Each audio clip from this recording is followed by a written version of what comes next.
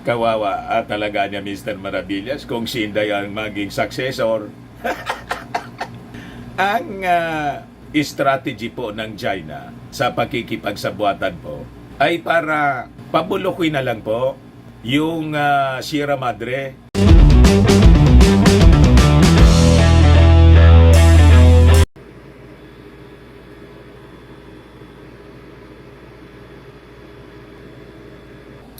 Tuloy ang pagdaloy mga kababayan ng magagandang balita at ito'y ngayon pa lang. Sabi dyan mga kababayan, just now, Presidential Communications Office, PESA reports 2.8 billion investment approvals, almost half of which came from PBBM's foreign trips. Paya na naman na niya Mr. Maravillas yung mga tagahanga ni Kentucky. Tostado na naman po. Hindi umubra yung mga propaganda. Yung sinasabi ng kanilang patron na sige lang ang pasyal-pasyal ng ating Pangulong Bongbong Marcos. Kita ninyo ang resulta. Napakaganda ng resulta mga kababayan. Nainggit man lang niya Mr. Maravillas kasi si dating Pangulong Digong kasi siya hindi makapagpasyal-pasyal. Wala man mag-imbita sa kanya mga kababayan na maraming bansa kasi palaaway. Lahat na lang inaaway niya. Ang kaibigan niya si Xi Jinping tapos si Putin. Kaya nga po mga kababayan, importante na ang dapat successor ng ating Pangulong Bongbong Marcos, yung hindi po palaaway tulad po ni Speaker Martin Romualdez, mga mababait at matatalino po, hindi masasama yung mga linalabas sa kanilang bibig, marunong sa diplomacy, may good manners, highly educated, hindi yung ugaling askal. O diba? Nakakaya ang ganun, mga kababayan. Dapat may breeding po. Kaya niya siguro Mr. Maravillas, laging kasama si Martin Romualdez ng ating Pangulong Bongbong kasi siya yung tinitrain na successor. Iwan ka pa, mga kababayan. Ako, tingin ko, kasi siyempre, kailangan yung mga legislation that will support the, yung agenda ng ating Pangulong Bongbong Marcos. Kaya yan, laging kasama po si Martin Romualdez. Kaya lang po, binibigyan ng mali siya ng mga insecure. But before ko mga kababayan ibigay sa inyo yung full story ng mga balitang yan at iba pang mga kaganapan, click subscribe muna dito sa ating YouTube channel and hit the notification bell para lagi po kayong updated sa mga kaganapan dito sa ating bansa. Like and share na rin po ninyo ng ating video at huwag na rin po ninyo na skip yung ating mga commercial ads para tuloy-tuloy lang ang pagunlad ng bagong Pilipinas. Sa mga nagana po ng malinis and spacious fitness gym, punta lang po kayo sa aming Colossal Fitness Gym. We also offer Grab car rental with our brand new 2023 model ng Toyota Innova. We also accept booking for those who are planning to travel via PAL, Cebu Pacific, and other airline companies. And bills payment for Meralco bills, Aleco bills, sa mga Tagalbay, PLDT, etc. Kahit saan po kayo gusto mag-travel, local, international, pwede kayo magpa-booking dito sa amin, online. May Maya kami, may bayad center na rin po dito sa office. Pati sa mga hotels, nag-booking po kami. Ang Colossal Fitness Gym is located at 3rd floor Security Bank Buildings, Lanco Business Park, Legazpi City, Albay. For inquiries, look for Jilon Maravillas. Contact number 0966-802-0949. Ito yung aming Innova. Lagi na pong matao sa amin. Na-set up na rin po yung aming mga bagong gym equipment. May treadmill na rin po kami. Ito naman po yung bago naming product na binibenta online. Eye Glow Serum, whitening po siya. Tingnan ninyo yung epekto sa aking anak na architect before and now. Yung mga inquiries po ninyo, dumiretso na lang kayo sa kanyang Facebook account, Riz Maravillas. Ito naman po, Firmax Firming and Lifting Cream, pinapahid po sa mga pulses and affected area. Mainam po ito sa mga pains at mga paninigas na mga kaso-kasuan. Ito po, Automax Radiant Serum. Sa mukha naman yung application, anti-aging po siya. You will look 10 years younger than your age. Sa mga cancer patients naman po, baka lang gusto ninyo itong itry. Ning siya red mix fruit drink. Hindi man po siya gamot, food supplement siya. Kaya lang, gawa siya mga kababayan sa goji berry. Yung goji berry may anti-cancer properties. Yung mga inquiries ninyo, dumiretso na lang kayo sa aming messenger sa Facebook para masagot namin agad. Ayos pa? Ayos na ayos sa niya, Mr. Maravillas. So, balikan natin itong ating mga kwento, mga kababayan. So, napakaganda nitong balita, mga kababayan. No? Yung Philippine Economic Zone Authority or PEZA, nireport po ang approval of 2.8 billion plus pesos investments for March. Nang sabi, almost half of it came as a result ng foreign trips ng ating Pangulong Bongbong Marcos. Di ba mga kababayan? Kaya huwag kayong magpapaniwala po sa mga pinagsasabi ni Finta King. Wala kasi siyang ganitong achievement, mga kababayan. Wala sa agenda niya. Ang agenda lang niya, mga kababayan, yung tukang-tukang. Laging war on drugs yung bukang bibig niya. Pagkatapos yung barkada niyang si Xi Jinping, narinig mo niya, Mr. Maravillas, yung sinabi ni Trillanes. Opo, tinawag po na budol si Digong ni Trillanes. Ayan po. 1 hour ago pa lang, sabi niya dito, mambobodol talaga tong taong ito. Former Senator Sonny Trillanes reacts to report that former President Rodrigo Duterte had supposedly made an understanding with China that the Philippines would not bring in large scale building materials to Ayungin Shoal. Sabi niya po, si Duterte pala ang may secret deal with China sa WPS, inamin mismo ng China. Tapos kami raw ni Pinoy ang nagbenta ng Scarborough, kahit si Pinoy nga ang nagbasura ng 9-dash line sa arbitral tribunal. Mambobodol talaga ang tao ito. Basag na basag, mga kababayan.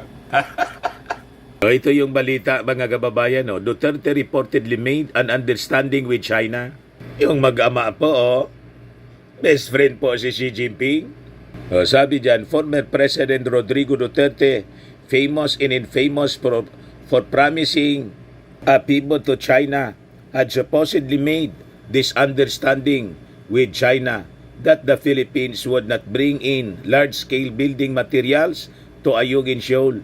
In other words, said the anonymous Chinese official who spoke to Manila Times, the Duterte administration promised Beijing that they would not be reinforcing the Sierra Madre where a handful of soldiers are stationed at a time. Kawawa talaga niya, Mr. Maravillas, kung si Inday ang maging successor. Ang strategy po ng China sa pakikipagsabuatan po ay para pabulukin na lang po yung Sierra Madre. Pag nabulok na po, pwede na nilang kamkamin po. Ganon. Ayan ba? China wanted the Philippines to commit not to transport large-scale building materials to reinforce the Sierra Madre. In turn, China would agree to let only one vessel through during regular rotation and resupply mission to the BRP Sierra Madre. Yan po yung mga salarin. Kita ninyo? Kaya sabi nga dito sa amin, kuidaw, beware ang ibig sabihin po. Mag-isip-isip po tayo this coming midterm election at lalo na sa 2028 presidential election. Tapos i-accuse po doon sa devil at devil. Prayer rally pala. Yung ating Pangulong Bongbong Marcos, sige lang anyang pasyal-pasyal. Sige ang pasyal po sa ibang bansa para humingi ng support para sa West Philippine Sea at para maganap ng mga investments na ngayon po nagkakabunga na po. Iyan po. Ito pala, mali yun. PEZA Director Tereso Panga said, the approval of the investment came after board meeting last Friday which she said also reflected the agency's bullishness to attract more investments this year under the Marcos administration. Ganon kami kabulis ngayon. Kahapon nagkaroon ho kami ng board meeting, and for March, ngayon lang po, if you allow me, I will now share with the media our approval. Just yesterday, our board meeting, we added another 2.8 billion plus pesos. Panga said in a news forum in Quezon City, adding that it is 20.8% higher than the same period last year at 2.3 billion pesos. If you will sum up our first quarter performance, January to March, already January to March, 14.9 billion pesos in investments, which is 19.25% higher than the 12.5 billion pesos achieved in the same period last year. So bunga lahat ito mga kababayan, half of the investments galing po sa foreign trips ng ating Pangulong. BBM. Kumusta naman po si Maudigs? Yung 7 pesos nga po sa zona niya na prinamis per kilo ng bigas, nangyari po. 2018 pa yon mga kababayan. Kaya sabi ko sa post ko mga kababayan sa Facebook, musta yung 7 pesos na bugas ni Diggs? Meron na po ba? 2018 zona pa yung promise niya. Yung kay PBBM na 20 pesos, wala pa kasi po. Pero may libre. Galit na galit. Umatake na naman po yung mga taga Finta Kingdom. Kinuyog po yung post ko. Ito pa mga kababayan ang good news. Anti-No Permit, No Exam Act, batas na. Pinirma na ng ating Pangulong Bongbong. Nilagdaan na ni Pangulong Ferdinand Marcos Jr. bilang batas ang Republic Act number 11984 na pumapayag sa mga estudyanteng kumuha ng pagsusulit sa paaralan kahit hindi pa nababayaran ang kanilang mga obligasyong pinansyal. Yan po, pinirma na ng ating Pangulong Bongbong Marcos. Alam ba ninyo kung sino ang author niya? Ito po yung author, yung Kabataan Party List, si Raul Manuel mga kababayan. Buti pa niya Mr. Maravillas, si Raul Manuel, may magandang contribution sa ating mga mag-aaral. Si Inday.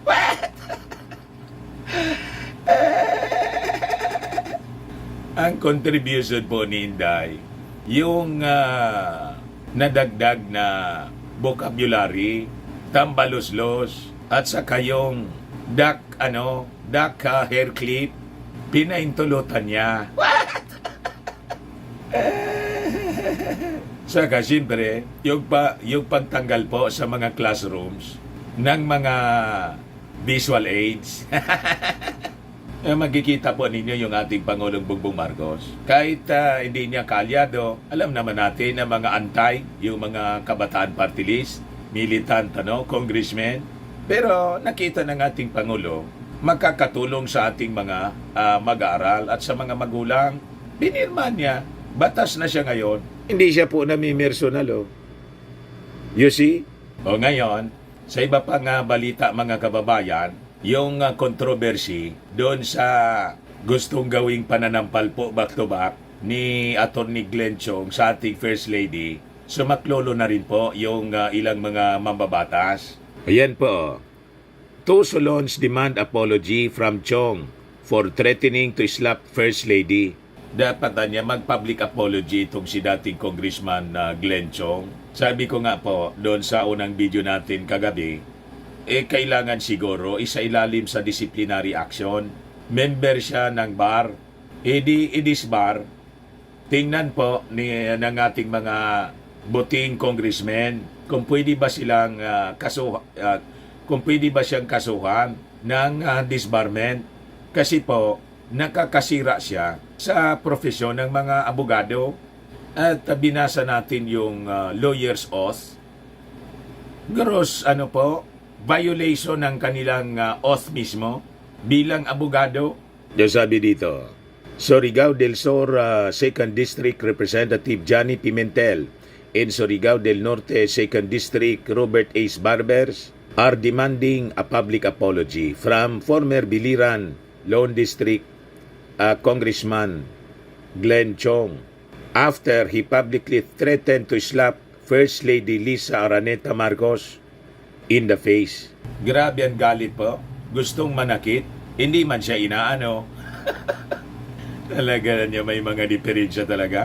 Mr. Maravillas. Yun nga po, hindi natin maintindihan yung pinag-uugutan ng kanyang galit. Ang duda po ng mga netizens, ini-expect niya kasi tumulong siya during the campaign. Ini-expect niya mga kababayan na ma-appoint siya. Siyempre, bina-crown check siguro po kung ano yung pagkatao ni Glenn Chong. Butaw po, bukya, hindi na-appoint. Ayun, umuusok po palagi kasama yung mga anti-Marcos vloggers, mga kababayan. Sige pa interview. Yung mga dating Marcos supporters, nagsama-sama po sila sa paninira sa ating Pangulong Bongbong at sa First Family. O, di po si Pimentel at saka si Congressman Pimentel and si Ace Barbers. Johnny Pimentel po. So sabi dito, yes, I saw the video clip and I denounce his disrespect to the First Lady, sabi po ni Pimentel. We demand niya a public apology for Chong. Sabi naman po ni Barbers, that is conduct unbecoming niya of a gentleman. Women's month pa naman. Chong should apologize. Yon mga kababayan, ang mga developments ng balita ngayon. Sabi ko nga po, yung ating Pangulong Bongbong and the First Lady, hindi man sila po pinapatulan. Sanay na sa panlalait, pananakot at kung ano-ano pa na pagmamalupit na inyo na lang po yung mga Marcos. Ayan man lang po mga kababayan. Ako po si Dante Maravillas. Bye-bye. God bless.